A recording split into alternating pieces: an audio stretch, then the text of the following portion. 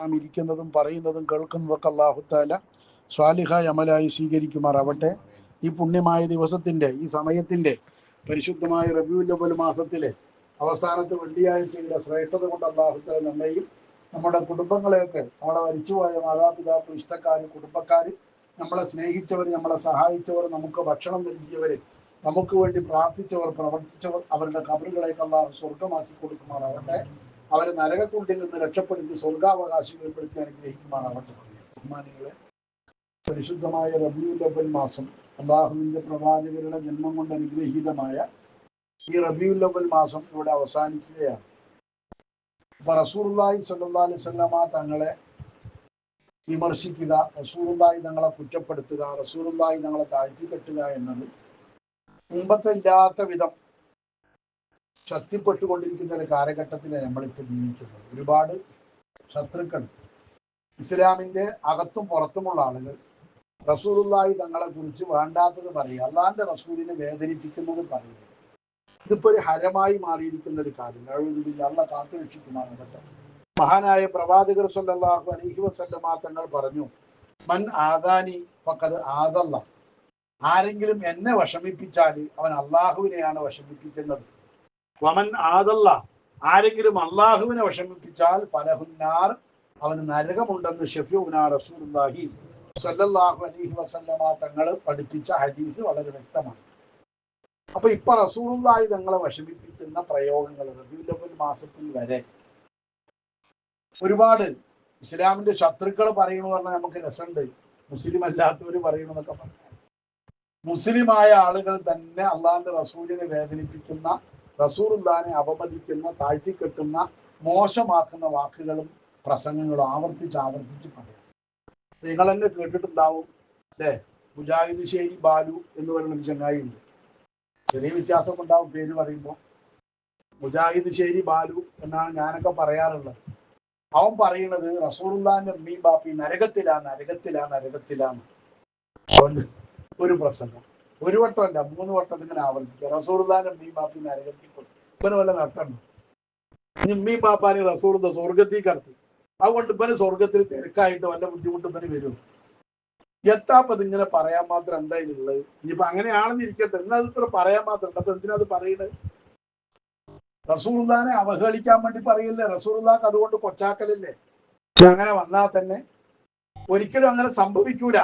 അള്ളാഹുവിന്റെ പ്രവാചകരുടെ മാതാപിതാക്കളെ സംബന്ധിച്ചിടത്തോളം പരിശുദ്ധ ഖുർആൻ ആരൊക്കെ എങ്ങനെ സ്വർഗത്തിൽ കിടക്കാനുള്ള മാനദണ്ഡങ്ങൾ, സ്വർഗത്തിൽ ആര് എങ്ങനെ എന്നതിനെ പറ്റി വളരെ വ്യക്തമായി പരിശുദ്ധ ഖുർആനും പ്രവാചകർ സ്വല്ലല്ലാഹു അലൈഹി വസല്ലമ തങ്ങളും നമ്മുടെ ഇമാമുകളൊക്കെ വ്യക്തമാക്കി. ഒരാളെ സംബന്ധിച്ചിടത്തോളം ഒരാൾക്ക് ഇസ്ലാമിക നിയമങ്ങൾ കൊണ്ട് കീർത്തിക്കപ്പെടണമെന്നുണ്ടെങ്കിൽ ഷുറൂത്തു തക്ലീഫി അൽ ബുലൂഗ്, ഒരാൾക്ക് ഇസ്ലാമിക നിയമങ്ങൾ കൊണ്ടുള്ള കൽപ്പന വരണമെങ്കിൽ ഒന്നാമതായിട്ട് പ്രായപൂർത്തി എത്തണം. അപ്പൊ പ്രായപൂർത്തി എത്താതെ മരിച്ച ഒരാളെ പറ്റി നമുക്ക് എന്ത് പറയാൻ പറ്റൂല? അവൻ നരകത്തിലാന്ന് പറയാൻ പറ്റൂല, പ്രായപൂർത്തി എത്തിയിട്ടില്ല. രണ്ടാമതായിട്ട് എന്ത് വേണം? വല്ല അകല് ബുദ്ധി വേണം. അപ്പൊ പിരാന്തന്മാര്, ജന്മനാ പിരാന്താണ്, പ്രായപൂർത്തി എത്തുന്നതിന്റെ മുമ്പേ പിരാന്തായ എത്രയോ മനുഷ്യന്മാരുണ്ട്. അവരെ പറ്റി അവൻ നരകത്തിലാന്ന് നമുക്ക് പറയാൻ പറ്റൂല. കാരണം അവർ ഇസ്ലാമിക നിയമങ്ങളൊന്നും ബാധകല്ല. മൂന്നാമതായി ബുലൂഗു ദഅവത്തി, ഒരു പ്രവാചകന്റെ ദഅവത്ത് ഇയാൾക്ക് എത്തണം. ഒരു പ്രവാചകന്റെ ദഅവത്ത് എത്തിയാലേ എന്താവുള്ളൂ? ഇസ്ലാമിക നിയമങ്ങൾ കൊണ്ട് ബന്ധപ്പെടൂ. ആമിന ബീവിക്ക് ഏത് പ്രവാചകന്റെ ദഅവത്താ കിട്ടിയത്? ഇസ്മായിൽ നബി എന്ന് പറയുന്ന നബി എത്രയോ നൂറ്റാണ്ടുകൾക്ക് മുമ്പാണ് എവിടെ ജീവിച്ചത്? മക്കത്ത് ജീവിച്ചത്. ആ ഇസ്മായിൽ നബിയൊക്കെ മരിച്ചിട്ട് 1000-ലധികം കൊല്ലം കഴിഞ്ഞിട്ടുണ്ടാവും. എന്നിട്ടാണ് ആര് ജനിക്കുന്നത്? ലോകത്ത് അവസാനം വന്ന നബി അവിടെ അല്ലെങ്കിലും ലോകത്ത് അവസാനം വന്ന നബി, അതിന്റെ മുമ്പ് വന്ന നബി ആരാ? ഈസാ നബിയാണ്. ഈസാ നബി മരിച്ചിട്ട് 600 കൊല്ലം കഴിഞ്ഞിട്ടാണ് ആര് വരുന്നത്? ഈ നബി നബിയാകണത്, മുഹമ്മദ് നബി നബിയാകണത്. പിന്നെ ആരുടെ ദഅവത്താണ്, ആരുടെ ദീനാണ്, ആര് പറഞ്ഞാണ് ആമിന ബീവി അബ്ദുള്ളി കേൾക്കേണ്ടത്?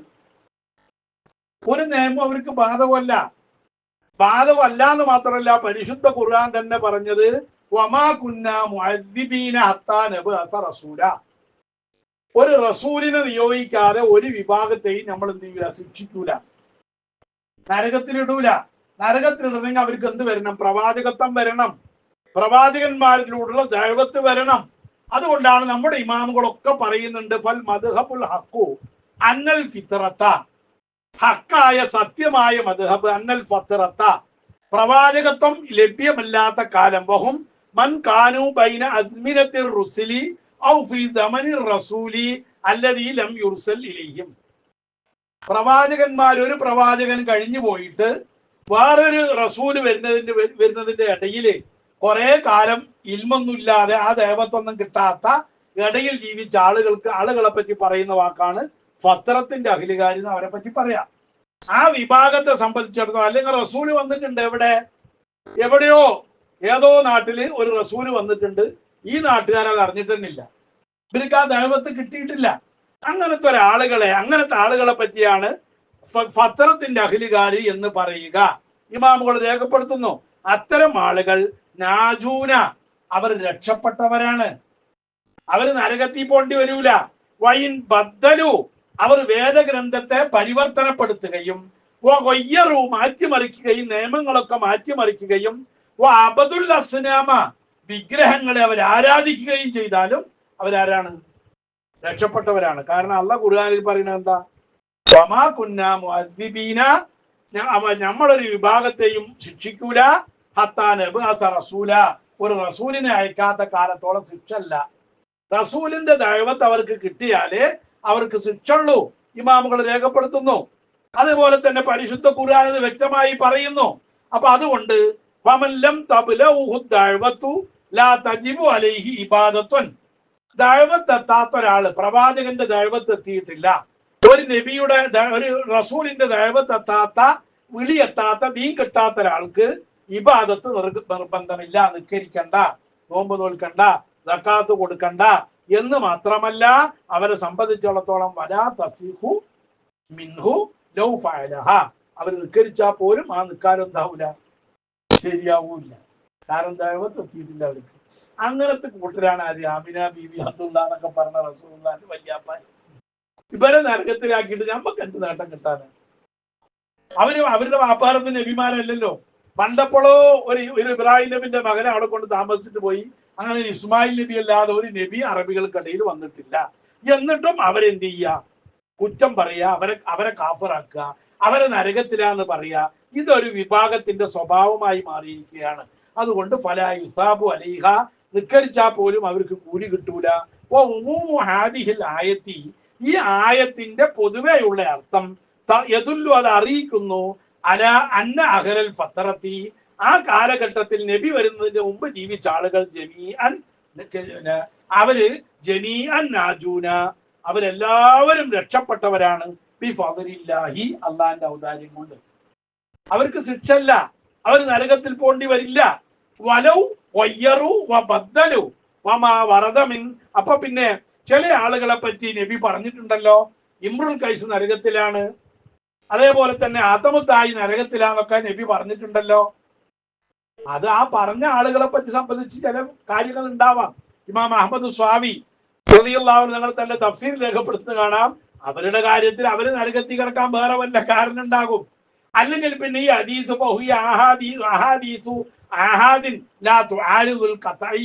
ഖുർആൻ ഖതഇയായി ഖണ്ഡിതമായി പറഞ്ഞൊരു നിയമത്തിനെതിരിൽ ഈ ഒറ്റപ്പെട്ട ആളുകൾ ഉദ്ധരിച്ച ഹദീസ് തെളിവാവൂല. അതുകൊണ്ട് ഈ ഹദീസ് അല്ല അവിടെ പിടിക്കേണ്ട. അങ്ങനെ ഉണ്ടെങ്കിൽ തന്നെ ഖുർആനാ പിടിക്കേണ്ടത്. ഖുർആൻ പറഞ്ഞില്ല അവർ രക്ഷപ്പെട്ടവരാണെന്ന്. ഇനി അവരെ വെറുതെ നരകത്തിലാക്കുക എന്ന് പറഞ്ഞാൽ എത്ര വലിയ മഹാപാപം.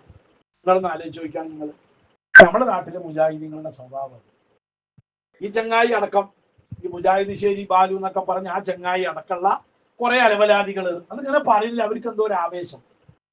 ഇനി ഹദീസിൽ അങ്ങനെ വന്നിട്ടുണ്ട്, ഖുർആനിലുണ്ട് എന്നിരിക്കട്ടെ, റസൂലിന്റെ അമ്മയും ബാപ്പയും നരകത്തിലാണ് ഖുർആനിലുണ്ട്, എന്നാ അത് പറയാതിരുന്നാൽ നബിക്ക് സന്തോഷം ഉണ്ടാവില്ല.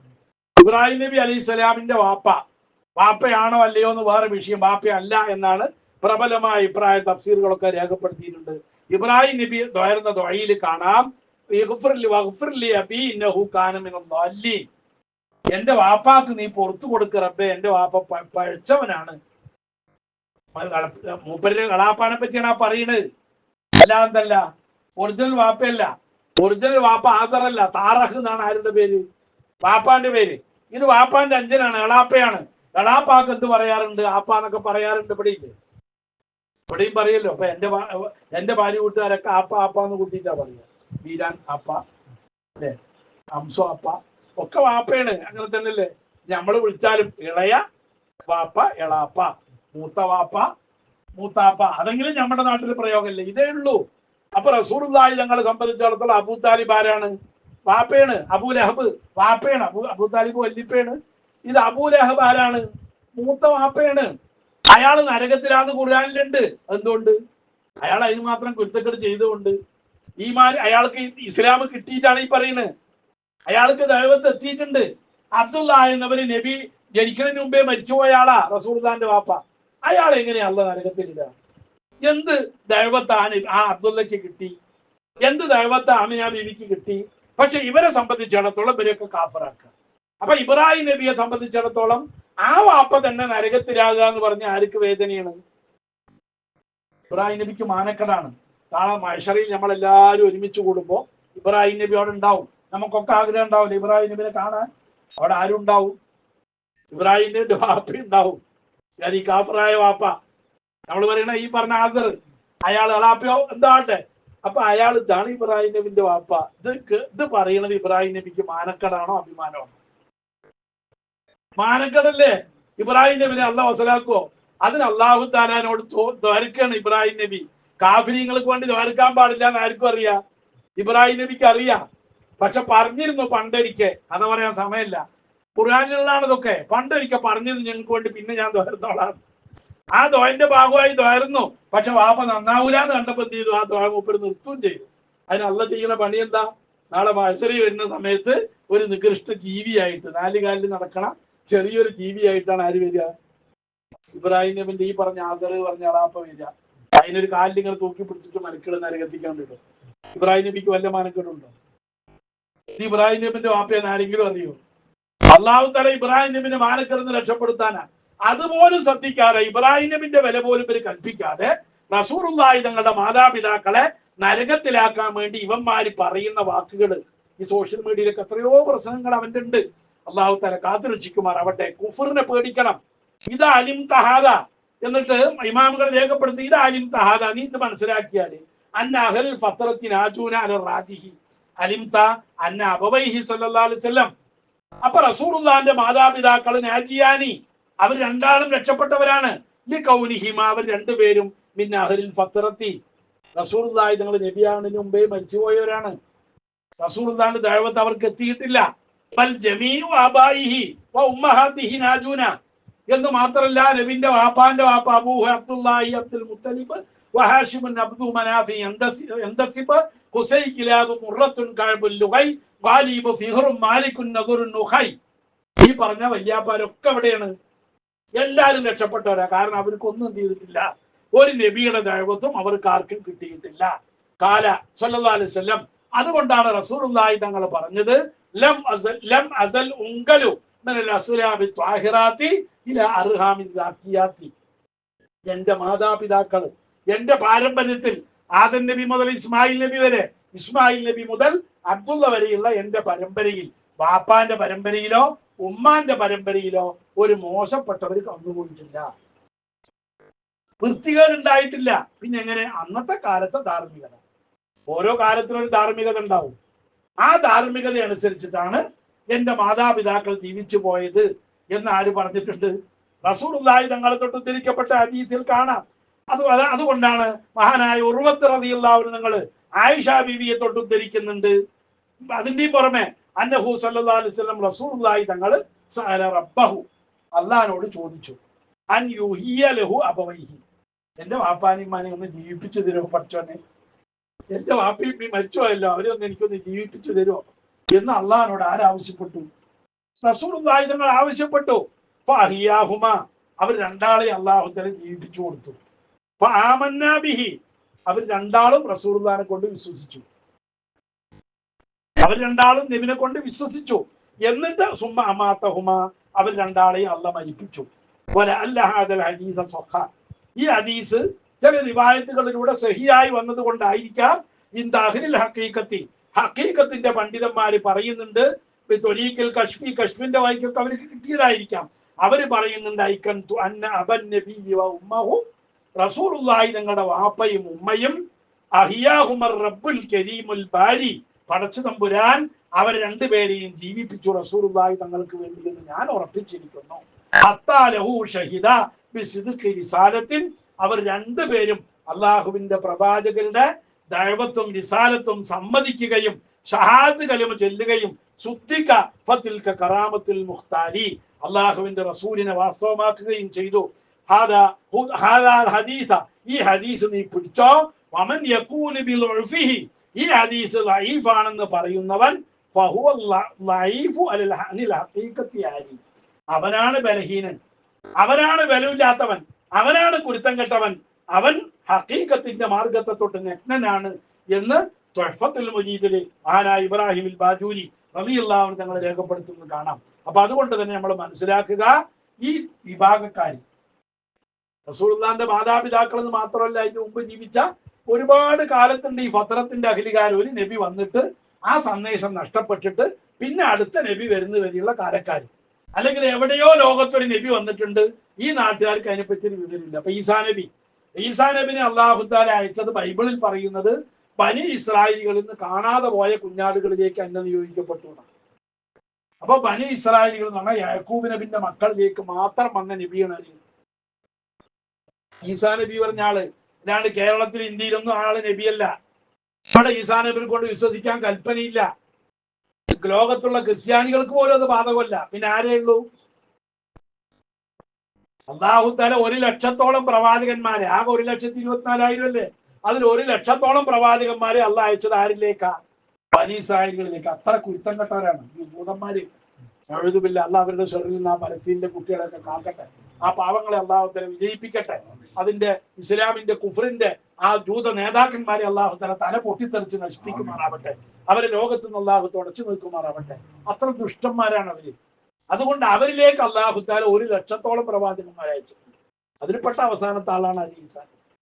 അല്ലാണ്ട് ലോകത്തുള്ളവരൊക്കെ ഈസാ നബിയെ കൊണ്ട് വിശ്വസിക്കണം, ഈസാ നബിയായി വിശ്വസിക്കണം എന്ന് അള്ളാഹ് കൽപ്പിച്ചിട്ടില്ല. ബൈബിളിൽ പോലും അത് പറയുന്നില്ല. അതാവട്ടെ, അപ്പൊ ഞാൻ സമയം ചുരുങ്ങിയത് കൊണ്ട് ചുരുക്കട്ടെ. അപ്പൊ അതുകൊണ്ട് തന്നെ